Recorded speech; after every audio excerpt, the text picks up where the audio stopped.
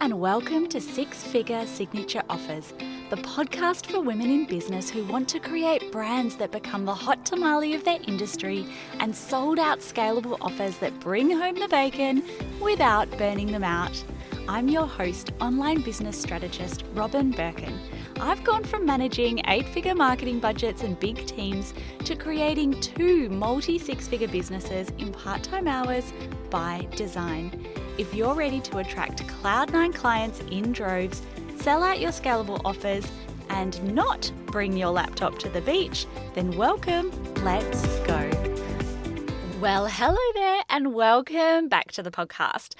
I have the feeling in my bones that today's episode is going to be super valuable. You know how just sometimes you know that an episode is going to get traction? The last episode that I had where I had lots of people reach out to me was an episode about how do you know when to pivot versus when to stay the course. So if you would like another episode that is chock full of aha moments, definitely tune into that one. And hopefully you are subscribed and also checked out last week's episode, because today's episode is in some ways a little bit of a follow-on from what I spoke about last week. And we saw, we all know it, and even, at the start of this year, there's a lot of chitter-chatter and, people making big moves in their businesses. I saw it everywhere, this online business kind of economy where many people had really hard years and other people just seemed to fly off the shelf. Now, if you are one of the people who had a really hard year and there's almost this feeling of watching other people and feeling like, what happened? And almost, I guess, a feeling of maybe, discombobulation, or a feeling of disbelief, a feeling of standing here and thinking to yourself, what happened? And I felt like I did everything right. I want to reassure you that you are not alone. And I also want to sort of spotlight to you that comparison is a very, very hard game, and that you can never, I don't care how hard you funnel hack or how in air brackets transparent someone is online, you never know the full story of exactly what's happening in their business and all of the things that they are doing, all of the things that they may or may not be going through in their personal lives. And I suspect as well, there are 100%, I know a lot of people at a very personal level who have had their best ever years in business. I closed out the financial year with my best ever year in business, although I certainly had some launches that were wow as well. But I think there is a lot more to the story of people's businesses than what you are potentially also seeing online. So take everything with a grain of salt and run your own race. When we speak about, words for the year, I had about 3 years in a row where I didn't have a word of the year. I had a song, and the song was Surfin' by Kid Cudi. And it's just a song that's all about, I'm over here surfing my own wave. And I think that's a really powerful mindset to get into. So strongly encouraging you to ignore all of the chatter, ignore, everything else that everyone else is doing, and really focus on yourself and running your own race. Now, I say, don't compare yourself, but just to let you know, I will be doing an episode in, 2 weeks' time where I'm speaking about the 5 things I'm doing to double my revenue in 2026. And I think that may also be helpful for you in terms of reflecting on your own constraints, your own strengths, and if you are not super solid on the plan yet for 2026, I think that's going to be really helpful as well. So make sure you are subscribed.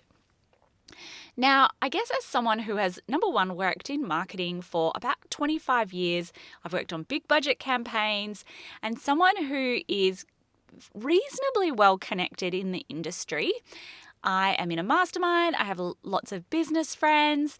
I also have the great honor of seeing under the hood of a number of businesses as well.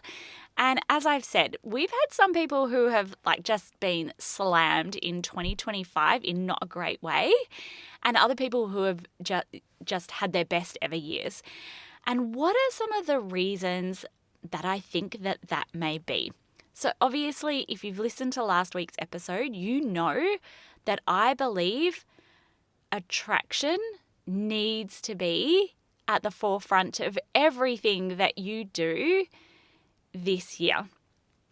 And I wanted to break some of that down as well as some other thoughts. And then at the end of this episode, I have some action items for you that I think will be super helpful to help you audit where you are, what you should do, etc. So here are some of the common themes I saw amongst people who were having really great years in 2025. Number one, volume. I have preached this for years. I even looked at a sales page of mine from a couple of years ago, and one of the lines I used in that sales page was followers kind of do pay the bills.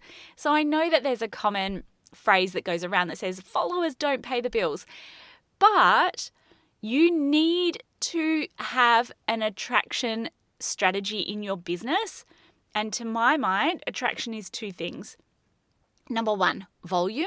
Number two, demand. You need to, basic maths, if you have a standard, let's say 2% conversion rate, and every time I say a 2% conversion rate, I get people in the DMs being like, oh, but can't you get higher than that? Yes, you can. As a starting benchmark, use 2%.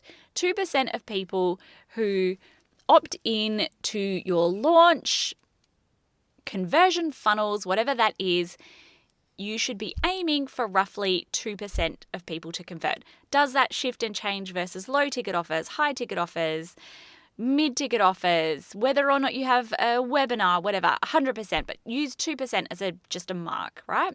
So if we've got 100 people that opt into our launch, then 2% of people should convert. The majority of business owners still do not have that. You still do not have that.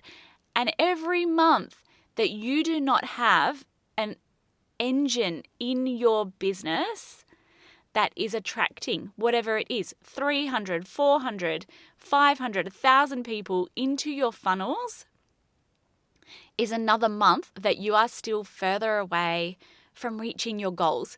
And it gets to be really peaceful when you have an engine that supports you in doing that, when you know what your channels are, when you know what purpose all of your content serves. But volume needs to be at the forefront of everything that you do in 2026. It needs to be prioritized. So many of us are like, oh yeah, I'm gonna do that. And I know it's a priority. Everybody who comes into the Peace and Profit Mastermind comes in generally knowing two things. Number one, their offer suite needs support. So whether they need to develop one or more scalable offers, or whether they come into the mastermind with a plethora of offers and they're like, hang on, we need to make this strategic. We need to refine the customer journey. We need to cull some of these offers or reposition some of the offers.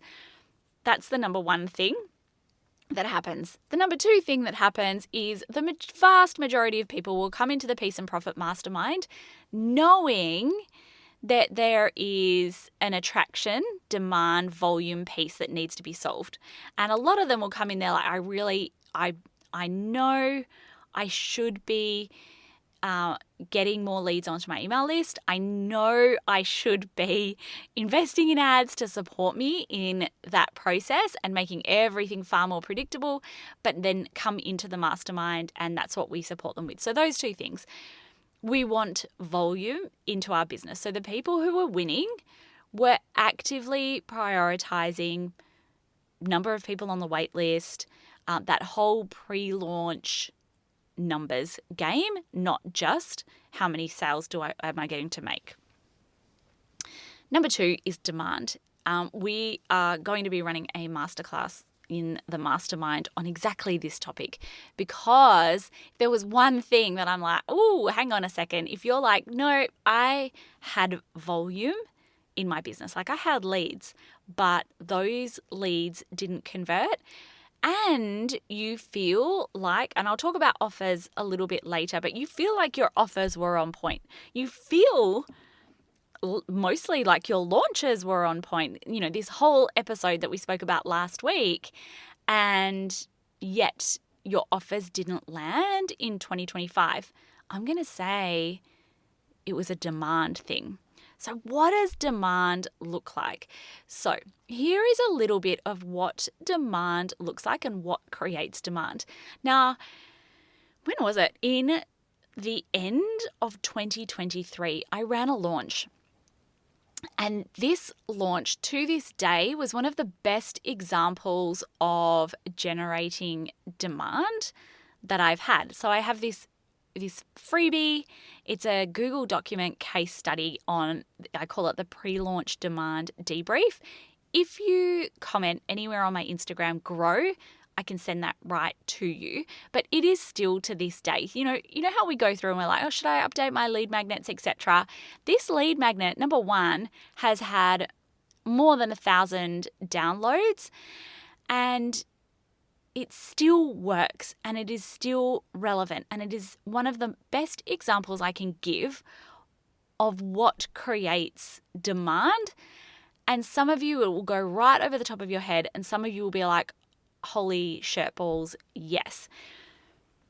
You need to come across as an authority. You need to be someone who people can quite clearly see knows what they are talking about and has expertise in your industry. You need to be, and this may be controversial, a winner. And this, I find in online business that, this rhetoric of you need to be authentic. And then I see, and I've been preaching about this for years, especially in the mastermind, a lot of people will get vulnerability and transparency confused. You should absolutely be honest and transparent in your business. But I do not believe that you should be vulnerable and share with everybody everything that isn't working. And a lot of people have shown up in 2025 in the spirit of anti-AI and be human. And, I've made this mistake as well and shared all of their shortcomings that are potentially, especially shortcomings that relate to the exact thing that they are telling their clients that they can help them with. So if you are, for example, a sales coach who specializes in high ticket DM closing, please do not start sharing all of the ways that you are not converting clients in the DMs right now. So a lot of people will be like, what? No, you need to be honest and you need to be transparent. Yes, fix the problem and then share the result. And yes, do not be dishonest and share all of the ways that you're converting super highly in the DMs if you're not. So you should 100% be transparent, but that doesn't mean consistently sharing all of the ways that you are presently failing. And I don't know how else to say this, but nobody wants to buy a program from someone who is teaching a process that they are using that isn't working for them right now. So fix the problem, then share from the scar, not the wound. about the steps that you took to fix that problem because you are an expert. And or then from that lens, people can see, because not everyone poops glitter. Everybody has launches that don't work. I am watching a launch from a super successful person at the moment. I'm talking like, I think 500, 600,000 people on Instagram. This is a person whose things clearly work, and I can see that she has an offer that has only sold 5 places right now. Everybody, this is what I spoke about at the beginning of this episode. Every single business has things that work and things that don't work. Everyone has constraints that they are working on fixing right now. But where are you over sharing all of the constraints that you have without sharing the wins, without doing the work to put things out there that are working? And I think that's an incredibly important point to make. Vulnerability is not the same as transparency, is not the same as authenticity. So, food for thought. Anyway, social proof. You should be sharing regularly social proof, be that testimonials and the context around those testimonials and numbers. So I don't mean revenue numbers, but there is something called the bandwagon effect. People want to be in on things that other people are doing. And if you're like, tell me more, comment on my Instagram, grow, and get that case study, because that was a really good example of the bandwagon effect in action. So if you have a download that has been downloaded 5,000 times, talk about that, right? Share social proof in numbers, right? People want to be in. And this is where I remember I once was opening the doors to the mastermind, and literally in this launch, we had sold 16 places, and we launched the mastermind with more than 50% of places already taken. And there was a real bandwagon effect that people wanted to get in on that. Like, whoa, this is a hot tamale experience. I want to be on that. And so we had all of these sales, which I believe was also part of the social proof and the bandwagon effect that we had, right? And then you want to be the embodiment of what it is that you teach. If you are a yoga teacher and you teach 7-figure business owners how to stay regulated, how to stay calm, how to prioritize longevity in their health, then you want to be the embodiment of regulation. You want to walk the walk of what it is that you teach.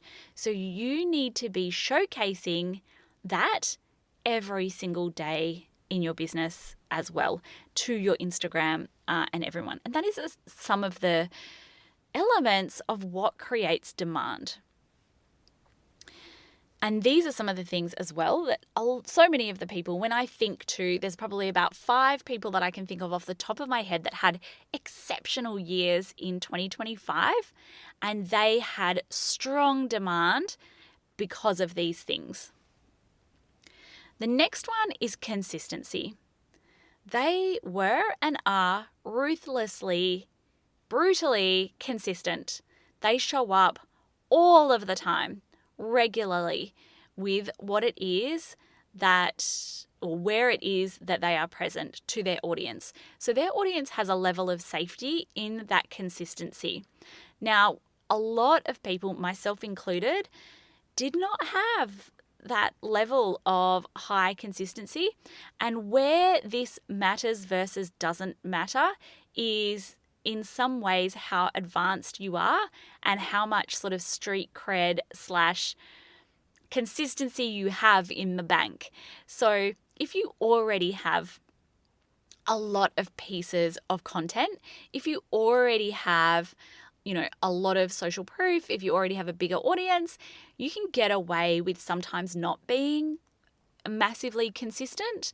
But if you are more at the beginner stages of business, if you don't have a lot of people in your audience, a lot of demand, if you don't have that consistency of clients, and then you are just perpetually, like 2 weeks, I'm on Instagram, then I drop off for 3 months, you're never going to get the momentum and the traction that you need. So particularly at the start, or particularly if you are not selling out your offers in the way that you want, you need to consider what it looks like to be incredibly consistent in your business. If you have built up some of that street cred, yep, maybe you don't need to be, but if you don't, you got to be consistent. You got to just show up. And I remember in the early days of my business, when I was a life coach, I went through a 90-day period or more of posting twice a day on Instagram.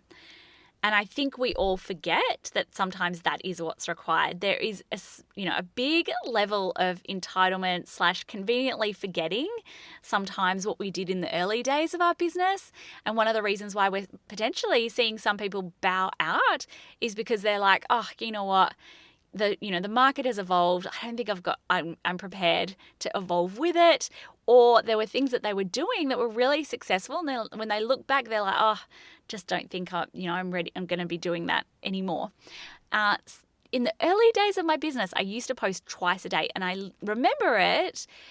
Number one, I had just downloaded a book on Instagram, like an ebook that someone was selling.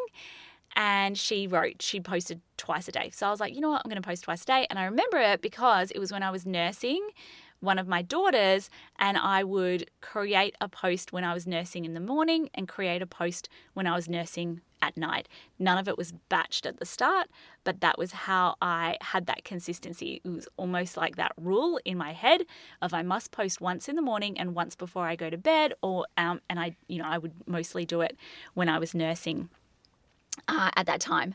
So how can you create more consistency? And for some of you, that might mean discipline over motivation. It might mean letting go of perfection.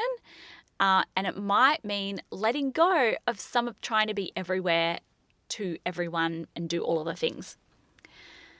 Number 4 is confidence. The people who sell out their offers aren't, like, if they are shaky or wavering, they're doing that on the inside. They're doing that behind closed doors. They are not showing up without that confidence online.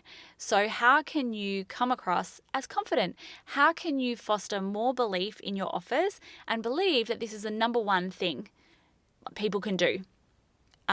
Is work with you because you solve a problem. That's what you're here to do. So you should believe so deeply in your offers, in your message, and in your expertise that you are showing up with confidence and that you know what you are talking about. And lastly, when we look at the people whose offers sold out and cleaned up in 2025 versus the people who really struggled in 2025, one of the things I see often was in relation to the problem they solve. And problems evolve and shift and change, and therefore your messaging should shift and evolve and change. Your offer may not shift and change in terms of the inner mechanics, because typically the thing that gets the result is usually fairly consistent. Platforms change, things change. If you're an Instagram coach, of course, you'll be like, okay, now we look at trial reels, now we tweak and evolve this. But by and large, like when I look at the Instagram strategy, I'm like, at a strategic level, it really hasn't changed that much. Tools have changed, trends have changed, sure. The strategy behind things like Instagram has not changed.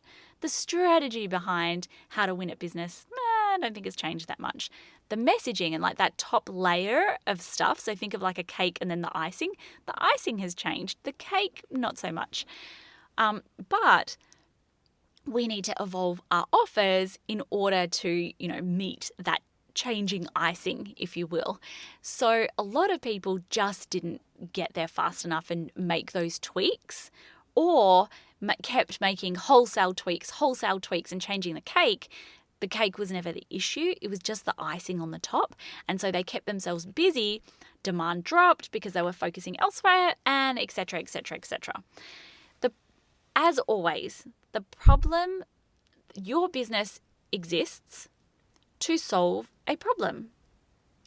The problem you solve must be something your Cloud 9 clients, so not everyone in your audience, just the people who are the Cloud 9 clients.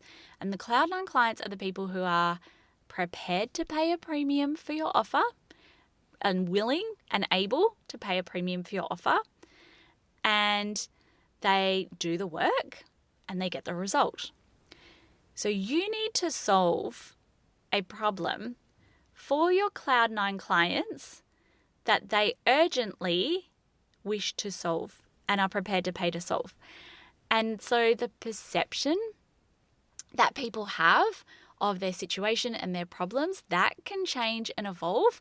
And maybe you've just sort of like gone down a rabbit hole. You've maybe got lost with your offers. Maybe you've gone too many steps ahead in your offers, and you're actually solving something that is at a much higher level of enlightenment than your Cloud 9 client has, or simply because you as an expert have evolved.